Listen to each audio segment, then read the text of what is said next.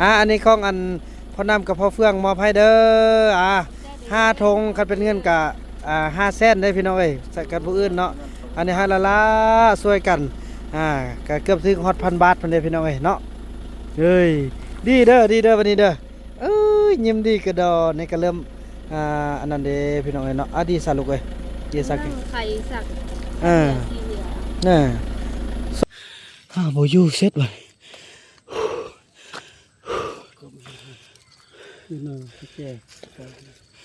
ทำหนูพาเราไปเสียวรักอ่ะสาธุยังมีผู้ใดมารักเด้อเนาะนี่สิเนาะเกาะไปนี่ละเงินนี่ใส่หน้าอันนี้ใส่นี่แสนคลิปอย่าเสียเด้ออย่าเสียเด้อป้านนี้เราเวลาแกะหนักจะเห็นดอกเลยเนาะฝากไปละเด้อไอ้ติ๋วเนาะพี่ติ๋วเนาะเดินทางปลอดภัยได้เด้อเดินทางปลอดภัยโอ้โธ่ไปฮอดอันนั่นเนอะฮอดอันจังหวัดอุตรดิตถ์โอ้โดยเดินทางปลอดภัยไอ้โดยพี่ไอ้เฟื่องมาให้ไอ้พี่น้องที่ว่าเฮาได้ฝากไปแล้วเนาะจำนวน100 ถุงพี่น้องเอ้ย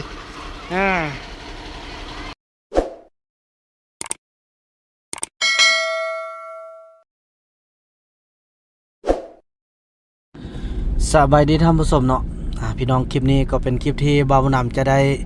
ไปส่งยาสมุนไพรให้ทางพี่ติวเนาะ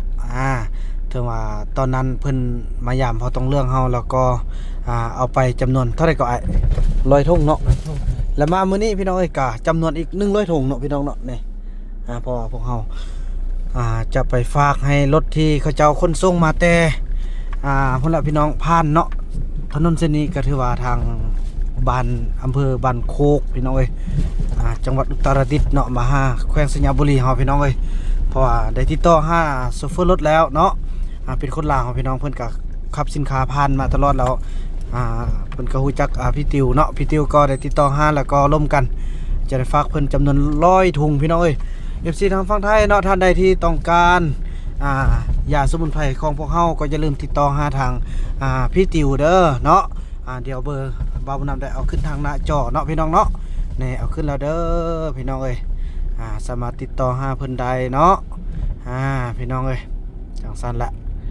ติดต่อเพิ่นเด้อจำนวนตอนนี้ฝากไปจำนวน100 ถุงพี่น้องเอ้ยหรือว่าท่านใดอยากได้เนาะก็ติดต่อพี่ติวเนาะให้พี่ติวขึ้นออเดอร์ไว้เป็นจำนวนแล้วเพิ่นก็จะติดต่อให้บ่าวนำไปส่งคือเก่าพี่น้องเอ้ยเนาะ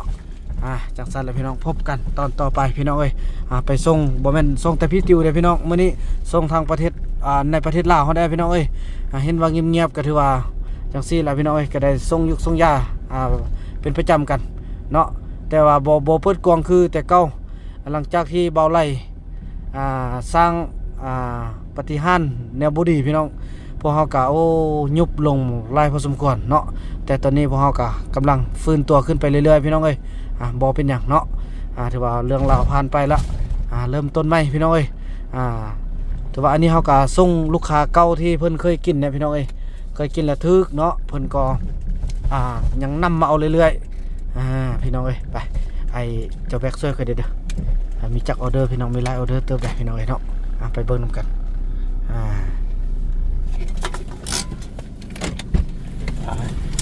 ทางในนี่เป็นของติวเนาะพี่น้อง1 2 3 4 5เนาะ100 ถุงส่วนทางหลังพี่น้องเอ้ยมาดูกันเนาะ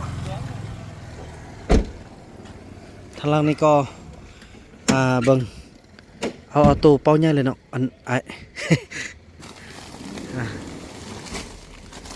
โอเคอันนี้เบิ่งอย่าจับซะนะมันจะทอดจับขึ้นดีๆเนี่ยเห็นบอกทอดแล้วนะยัดลงตั้งลงรถ10 ล้อเป็นรถคันนี้ประจักษ์หัวเรื่องก่อนเนาะอันนี้100 200 300ไปก็ถุงพี่น้องเอ้ยเนาะเบิ่งอันนี้แม่นบอกไปซ้ำๆมา6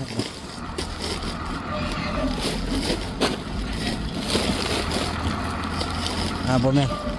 ซ้ำๆ6เนาะปลายของเฮานี่โอเคอันนี้หลวงพระบาง แล้วก็นครหลวงเวียงจันทน์ไสยะแล้วก็อีกอยังตึมพี่น้องเนาะตามออเดอร์เขียนไว้แล้วพ่อก็จะได้ไปช่วยอันนั้นพี่น้องเนาะช่วยคนคนหนึงที่ว่าเพิ่นอันนั้นเนาะที่เพิ่นพิการคนน้อยไอ้โตโต้นะช่วยไอ้โตโต้ได้แล้วก็จะได้ไปช่วยเอาไปนู่นเลยเอาไปข้างล่างเลยไอ้ข้างล่างแล้วก็ไปช่วยโอ้หลายๆเวียกพี่น้องไปเบิ่งกันเนาะแล้วก็ทางพ่อเฒ่าคำผ่าเนาะเพราะว่าลูกสาวเพิ่นฝากเงินจำนวนเสียเวียงแม่นเนาะ ให้พ่อเฒ่าคำผ่าจำนวน500,000เนาะลูกสาวเพิ่นน้องลอยเนาะเพิ่นฝากเงินมายังเหลืออยู่500,000กีบพี่น้องเนาะไปจังซั่นเลยพี่น้องเนาะถือว่าสำเร็จไปจำนวนคนส่งวันนี้ถึกอยู่360ถุงพี่น้องเอ้ย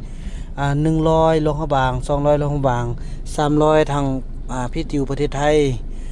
แล้วก็30สัญญา50โลหะบางมันมีอยู่20ถุงเด้30บวก50แล้วก็60นครหลวง5ถุงแล้วก็มีเข้าไปทางสัญญาอีกตึม5ถุงเป็นอยู่60ถึกอยู่360ถุงพี่น้องเอ้ยเนาะก็ถือว่าค่อยเป็นค่อยไปจังซี่แหละพี่น้องเอ้ยเพราะมันควรให้ย้อน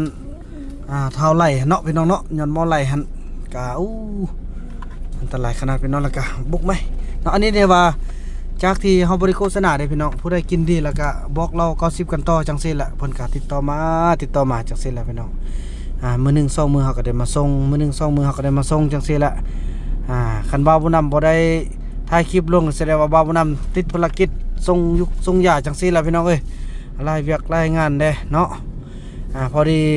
รอท่ารถก็กำลังเดินทางมาพี่น้องเอ้ยเนาะในช่วงที่ว่าเดินทางมานี้บ่าวผู้นำก็จะได้ทำงานไปเรื่อยๆรอท่าแล้วก็โทรหากันพี่น้องทะเบียนเพิ่น3366พี่น้องเนาะหัวสีเหลืองเป็นรถ10ล้อพี่น้องเอ้ยเนาะเพิ่นจะข้ามไปทางอุตรดิตถ์พุ่นแหละพี่น้องเอ้ยทางอำเภอบ้านโคกเนาะจังหวัดอุตรดิตถ์ไปบัดนี้เฮาสิไปแวะซื้อ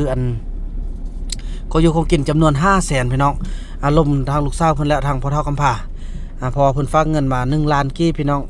บ่าวนำก็ได้ไปช่วยเพิ่นสุดนึงแล้วเนาะจำนวน500,000ยังเหลืออยู่500,000พี่น้องเอ้ยเนาะเราก็จะได้ไปซื้อไปเพชรเข้าแล้วก็ของอยู่ของกินแล้วก็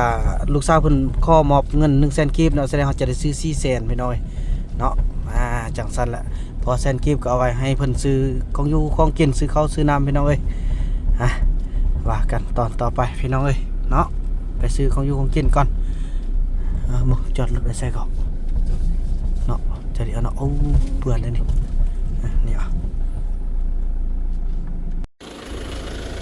พี่น้องอันนี้เป็นเงินที่ยังเหลือเนาะที่ว่าลูกสาวของพ่อเฒ่าคำผ่าเนาะเพิ่นส่งมาให้บ่าวผู้นำจำนวน1ล้านกีบพี่น้อง500,000เนาะ1 2 3 4เนาะอยู่ที่400,000พอเฮาจะเอาไว้ให้เพิ่นอยู่ในรถเป็น500,000เฮามอบเงินสดเนาะส่วนเฮาซื้อจำนวน400,000พี่น้องโอ้ยจับกันยากแล้วบ่มีมือกองจังซี่ล่ะพี่น้องเนาะ1 2 3 4เนาะ400,000จะซื้อให้หมดแล้วก็เส้นที่5นั้นเนาะ100,000กีบนั้นก็แม่นมอบเป็นเงินสดให้เพิ่นไว้ซื้อบ้านซื้อยาเนาะพี่น้องเนาะจังซั่นพี่น้องว่ากันตอนต่อไปเนาะซื้อเขาก่อน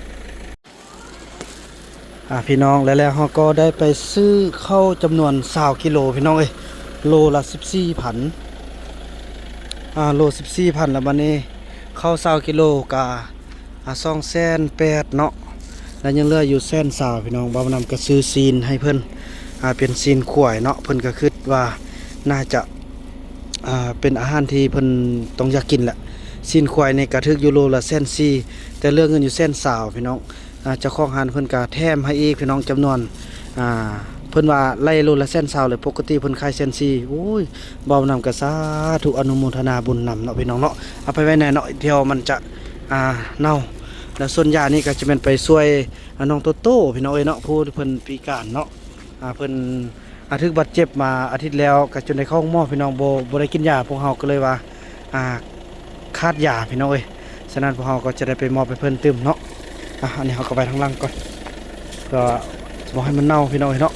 นี่วันนี้ถูกเขาค่ายโลเซนซี่แล้วเขาหัวเขาจะไปช่วยเขาจะเพิ่มให้เป็นโลละเส้นซาวเลยเพราะเรื่องเงินแต่เส้นซาวมันก็ช่วยไปส่งแต่ละรายการพี่น้องไปนำกันเลยเนาะเบียร์ของเฮาก็เป็นบ่วงพี่น้องจังสันเนาะว่ากันต่อไปพี่น้องพี่น้องแล้วกะสายได้โทรเข้าแล้วพอดีเป๊ะเลยเนาะเพิ่นว่าอยู่หน้าโรงเรียนนี่ว่าซั่นพอดีเดินทางมาแต่พุ่นละที่ทางนครหลวงพระบางพี่น้องผ่านมาสัญญาแล้วก็มาฮอดนี่เพิ่นว่าอยู่หน้าโรงเรียนละน่าจะอยู่ใกล้ๆนี่แหละเนาะ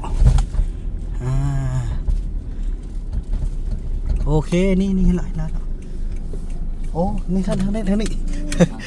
ทางพุ่นก็มีสีเหลืองพี่น้องทางนี้ก็มีสีเหลืองนี่336โอ้ปอโทโทดีแต่เป็นรถสูงเนาะสนิทตายเลยมาจอดนี่ไปสวยกันนี่พี่น้องเนาะคันนี้เป็นคันที่จะแล่นข้ามไปพุ่นละกำแพงนครเนาะข้ามไปทางประเทศไทยเป็นข้องไปนั่งไง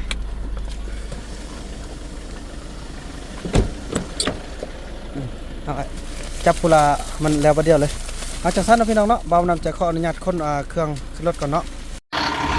โอเคเด้อฟักบ้านอยู่บ้านพ้นทองบ้านพ้นทองเขาไปเบิ่งคลิปตัวเองได้อยู่ทางเขาไปเบิ่งคลิปตัวเองได้ทางช่อง YouTube เด้ออ๋อโดยฝากไปละเด้อไอ้ติ๋วเนาะพี่ติ๋วเนาะเดินทางปลอดภัยได้เด้อเดินทางปลอดภัยโอ้โธ่ไปฮอดอันนั่นเด้อฮอดอัน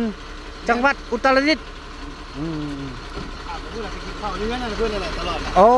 โดยเดินทางปลอดภัยโดยพี่ไอ้เฟื่องมาที่พี่น้องที่ว่าเฮาได้ฝากไปแล้วเนาะจำนวน100ถุงพี่น้องเอ้ยโธ่เดินทางปลอดภัยรถคันนี้เนาะจะเป็นรถที่ได้เคลื่อนย้ายไปทางคนสินค้าข้ามประเทศพี่น้องเนาะถือว่าตลอดเลยพี่น้องเนาะอาทิตย์นึงก็2-3 เทื่อคนข้ามไปข้ามมาเนาะมันก็จะมีลายรถเนาะมีรถลากรถ10 ล้อส่วนนี้คนเอารถ10 ล้อพี่น้องเอ้ยจากสีและถนนบ้านเฮาฝากไปแล้วเด้อเนาะจบวันนี้ยังจะว่าเลือกไปช่วยไอโตโต้แล้วก็ช่วยพอเท่าคำผ่ากันพี่น้องเนาะจังสันละพี่น้องเอ้ยไปเที่ยวไปเดินทางคนละพี่น้องไปแต่ละระยะกันพี่น้องเนาะพี่น้องแล้วก็มาเวียกงานที่1ที่2ที่1เลยแม่นฟักเครื่องที่2อะไรแม่นฟักอันไปไถอันที่3น่ะตัวนี้เนาะพี่น้องเนาะอันที่3ไอโตโต้พี่น้องเอ้ยไอโตโต้อันที่3นี่เพิ่นมาอยู่แคมป์ทางท่าแล้วบ่เพราะว่าได้นัดเพิ่นให้มาอยู่แคมป์ทางท่าแล้วใช่บ่เห็นเถอะใช่ป่ะพูนเห็นละทางพูนถือว่าอันนี้เฮาก็สิแบบว่าตั้งช่วยมาตะกี้เลยพอเขาเจ้าก็ทุกข์ยากขัดเคินพี่น้องเอ้ยเนาะคือเขาเจ้าก็อยู่ได้ย้อนยาพวกเฮาเนาะมาลงช่วงนึงพี่น้องเป็นใครไอเตอร์พุ่นน่ะตุยดีแล้วเนาะไป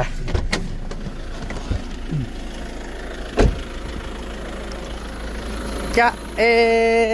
ไปซะได้โอ้ยจังได้ฮอนนั่งหันแน่ยังหายใจดังพอเพิ่นเป็นไข้บางอาทิตย์แล้วพี่น้องเนาะบ่โทรหาเด้สู้ๆเด้อให้ดีเด้อนี่พอเฟื่องเอายามให้ตึมแล้วไปเอามาตึม5 ถุงจังได๋พวกบ่โทรมาเด้นี่เพิ่นก็ฝากเงินไว้อยู่ติฟังมาหลังๆเข้ามาบ่อายใครเท่าใดก็บ่ฮอด1,000 บาทเพิ่นไปหาเงินอยู่ไทยพี่น้องเอ้ยอันนี้ของอันพ่อน้ำกับพ่อเฟื่องมอบให้เด้อ5 ถุงคันเป็นเงินก็5 แสนได้พี่น้องเอ้ยใส่กันผู้อื่นเนาะอันนี้ให้ละช่วยกันก็เกือบถึงฮอด1,000 บาทเพิ่นเด้พี่น้องเอ้ยเนาะเฮ้ยดีเด้อวันนี้เด้อ ยิ้มดีกระดอนี่ก็เริ่มอันนั้นเด้พี่น้องเอ้ยเนาะดีซะลูกเอ้ยดีซะ นั่งไข่สัก สีเหลือง น่ะช่วงนั้นนั้นลูกอันเปาะฟ้าเปาะอันย่างเรียบอันใดแล้วเนาะแล้วมา ยืนในแป้งหาวเรา อืม เราเหยียบมาไข่จ้อยลงมาแหวหวานนั่นที่ อื มัน ม มีใบ เด้อ เขากับบุกินแล้ว ยิ้มดีขนาดเลยอย่าไว้เด้อไปอยู่นำพ่อน้ำเด้อไปเฮ็ดเวียก พ่อมาห้าเลย ไปเฮ็ดเวียกนำพ่อน้ำเด้ออย่ามาน่ะเด้อเอ้ยยิ้มดีขนาดที่น้องเอ้ย นายเงินหากระสือลงมันจะมี อืมเมื่อวานนี่ก็โอนเงินให้500,000พี่น้องเอ้ยเพิ่นบ่จักซั่นแหละไปซื้อแพมเพิร์สซื้อนม เรียกว่าหมด อ่า เครื่องนาเครื่องนาน้ำข้าว ไปอาบห้องบริอาบแบบฝุ่น แล้วพาลูกไปตัดผมแดงเอาจังซั่นแหละน้องเด้อสู้ๆมีหยังก็เซ็นหาอ้ายเด้อเด้อลูกเด้อจี้บ๊ายบายบ๊ายบายบ๊ายบายลูกเด้อดีไว้เด้อดีไว้เด้ออืมน้องซื้อเยอะกว่าไอ้บ่ได้ทำซื้อ น้องมันเสีย ซื้อเสียทำสุดนั้นแล้วเนาะซื้อเสียชื่อคนยากกันได้ชื่อบ่ลืมเลย ลายคน ซื้อเสีย โดย เป็นคนละลุ่มเฮาเนาะคือว่าชื่อเป็นคนมงคนนั้นบ่แม่นเนาะ แม่นจังพ่อแม่จัง เออคนไทย พ่อเด็กผู้หูออกก่อน โดยทูๆเอาไปลูกไปอีพ่อยังจะไปช่วยอันเขาเจ้าอยู่พุ่นต่อไปช่วยพ่อคำพาก่อน เขาท นั่นเดี๋ยวอยู่น้ำพรเด้อนางเด้อสู้ๆเพื่อนละพี่น้องเฮือนเพิ่นก็อยู่อยู่เทิงพุ่นเนาะอยู่เทิงพุ่นหลายคนอาจจะเห็นแล้วเนาะอยู่ทางเทิงพุ่นเนาะมันอยู่เทิงพุ่นแหละแต่ยังความบ่มีพี่น้องเอ้ยพวกก็ไปหาเงินอยู่ไทยเนาะฝากอันพ่อเพิ่นฝากเงินอันเป็นครั้งทำอิฐเนาะ แต่ว่างอมแล้วไปมันมีสเก่าแต่สเดือน เอาฮอนที่สกอ2 เดือน2-3 เทื่อละเทื่อละ1,000 2,000เนาะ เดือนละ100 เทื่อละ1,000เพิ่นก็ห้าง เขาอ้ายไป เออ อ้ายเขา เอา ไปกับไปมีสักข้าวสายยา อ่า มาเราดีปอดอักเสบ บัดนี้กินยาให้มันช่วงมันเซาบัดเนี่ยเลย ำยืดตัวนั้นครับข้ามเลยประมาณ3 เดือน เลยหาสัตว์นะน้องเด้อสู้ๆพวกไอ้เลยบ๊ายบายลูกพี่เดินทางต่อพี่น้องเอ้ยเนาะอันนี้ก็รถมาแต่ฝั่งไทยมาได้พี่น้องเอ้ยเนาะนะในไทยแลนด์เส้นทางผ่านได้พี่น้องเอ้ยเนาะโอ้ยเนาะต้นศาสตร์พี่น้องเอ้ยชีวิตคนเฮาก็ได้เลิกเกิดบ่ได้เนาะนี่โอ้ชีวิตคนเฮาก็ได้ไปลุยต่อมานี่ไปช่วยพ่อเฒ่าคำพาเนาะเอาส่งเขาจำนวน20 กิโลแล้วก็ซีนจำนวน1 โลเนาะก็ถือว่าเป็นแต่บุญอันทางเจ้าของค่ายซีนเพิ่นก็แถมให้เลย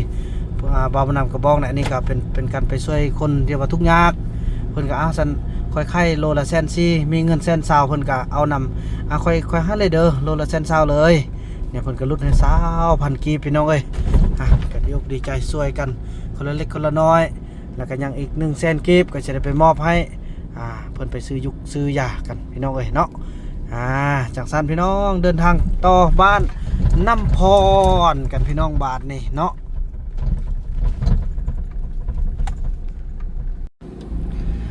ตอนนี้พวกเขาก็ได้เดินทางมาฮอดบ้านน้ำพรกันแล้วพี่น้องเอ้ยเนาะ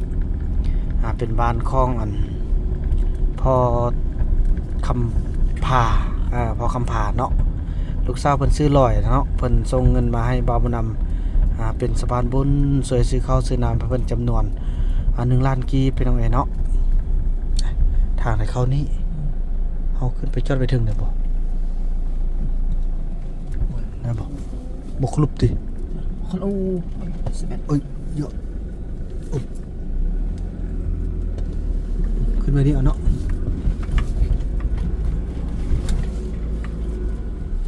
ขอฝากไว้นี่เด้ออีพ่ออีแม่เอ้ย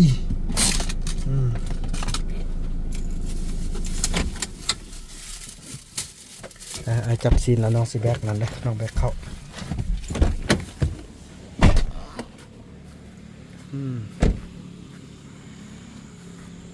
ไอ้เฟืองกับซีน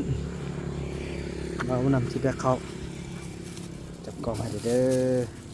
ให้เป็นมือกองให้ได้ไอ้เฟืองบัดนี้เอ้ย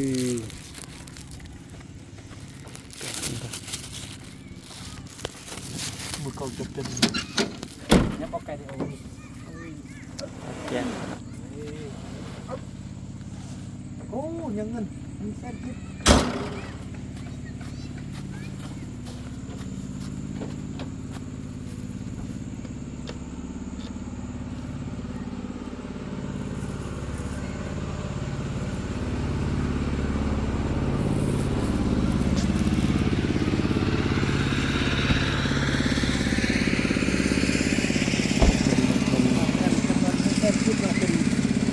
รวมกันเป็น500,000เลยไป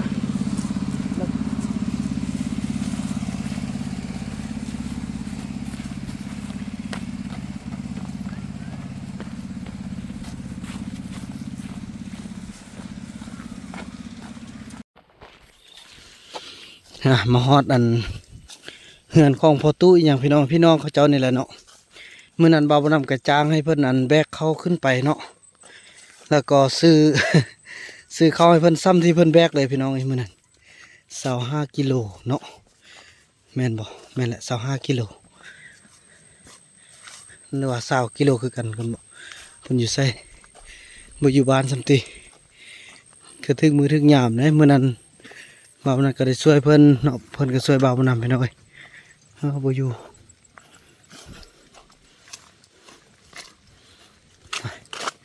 เพิ่นอยู่บ่เนาะพี่น้องเอ้ย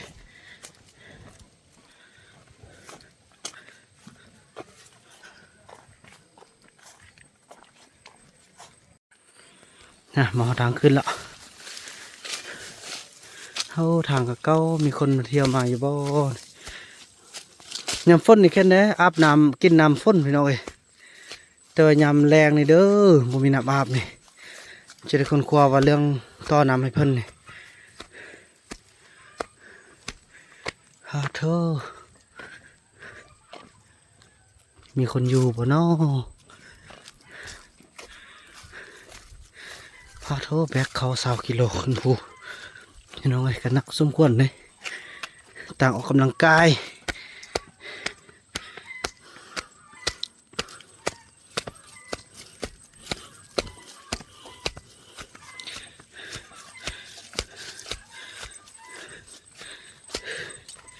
โอ้ทางเลยดิมีห้อยทางโอ้มีเสียงปักแล้ว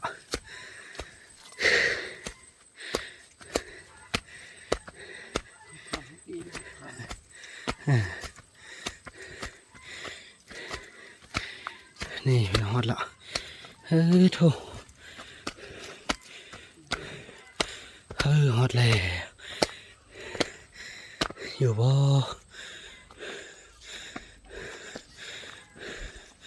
โอ้ฝนปุกยังนี่บ่อยู่เสร็จไป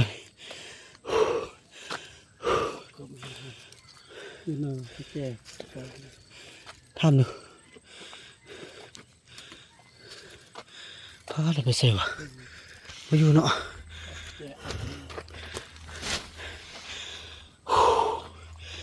พาโถให้เสด็จวะเราไปเซวะมาอยู่เนี่ย ทางงาม เนาะพ่อเอ้ยเศร้าแล้วพังจีอันนี้ยืนสาย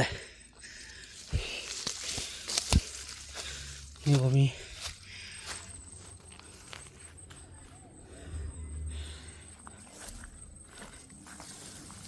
เห็นบ่ไอ้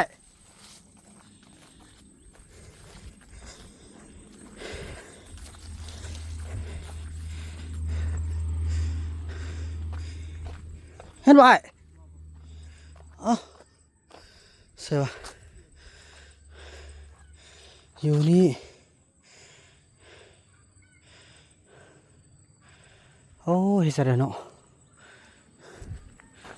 ตายนี่ก็บ่มีเนาะอันนี้ส่วนเข้าแล้วนี่ถ้านั้นจะเป็นลงไปลุ่มมันบ่ฮะ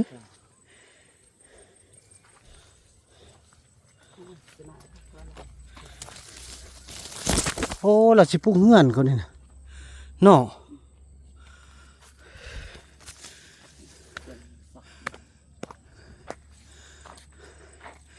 ไปเสียดายวะเบิ่ง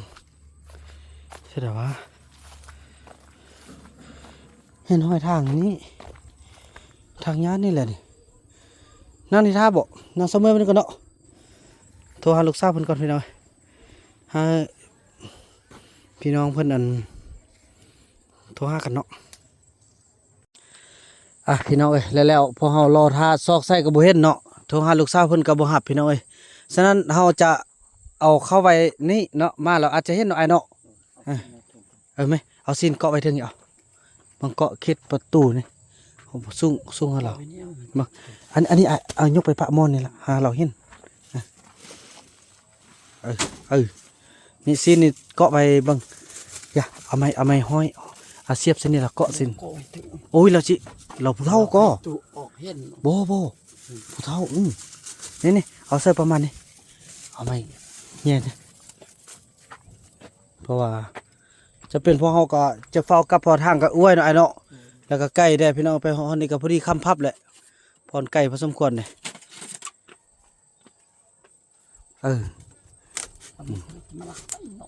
ก็ว่ารักก็ สาธุอย่ามีผู้ใดมารักเด้อเนาะนี่สิเนาะก็เกาะไว้นี่ละเงินนี่ใส่เนาะอันนี้ใส่นี่แสนคลิป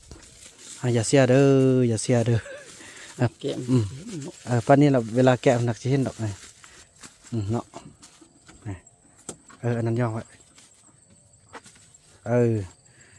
ไม้ไว้เป็นข้าวนี่พี่น้องเนาะก็จำเป็นเนี่ยพี่น้องพอเฮาก็สิได้เดินทางกลับเนาะพอมันก็ไกลโอ้ยไอ้น้ำเราคือบ่มีว่ะเราไปตักน้ำที่แล้วมีอันกินตัวนี้ได้พี่น้องเลยโอ้ป้าอ้วยได้อองเมน้ำอ้วย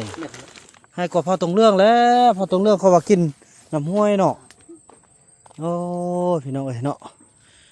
มาถ้าลูกสาวเรามาก็จะว่าเรื่องสมทบทุนกันดึงน้ำเข้ามาให้เราพี่น้องเอ้ยแล้วก็เบิ้งพวกเฮือนพอลูกสาวเพิ่นก็กำลังไปหาเงินพี่น้องคันว่าเพิ่นมาเนาะก็สิว่ากันเนาะจะมาเบิ้งมาแย่งตึมแล้วพี่น้องได้เห็นกันแล้วพี่น้องไอ้ช่างสั้นแหละเนาะบ่าวนาก็จะได้หุ้มใจห้อยส่งให้ทางลูกสาวเพิ่นเบิ่งแล้วก็จะได้กลับบ้านกันเนาะหวังว่าคงจะบ่มีผู้ใดที่มาลักมาดึงเอาเนาะเราก็แห่งทุกข์แห่งยากพี่น้องเอ้ยนี่ก็เป็นเงินลูกสาวที่ว่าฝากให้บ่าวนำมาเป็นสะพานบุญมาซื้อข้าวซื้อน้ำให้หวังว่าเพิ่นจะมาพบมาพอมาเห็นเนาะพี่น้องเนาะคลิปนี้บ่าวนำจะขออนุญาตจบคลิปกันสำนี้ก่อนพี่น้องจบภารกิจหลายอย่างเนาะแล้วก็พบกันใหม่ในคลิปต่อไปพี่น้องเอ้ยถือว่าคลิปนี้บ่าวนำขอกล่าวคำว่าสบายดีเมื่อแรงเพิ่นก็มาแหละพี่น้องเนาะพอน่าจะลงไปซื้อวันซื้อยาอย่างต่างพอห้อยกะทางใหม่ๆเนาะเพราะว่าอยู่บนนี้เป็นบนนอนของเพิ่นแล้วก็บ่าวนำจะโทรหาทางลูกสาวพยายามให้ทางพี่น้องเพิ่นมาเบิ่งตึมเนาะจังซั่นแหละพี่น้องเอ้ย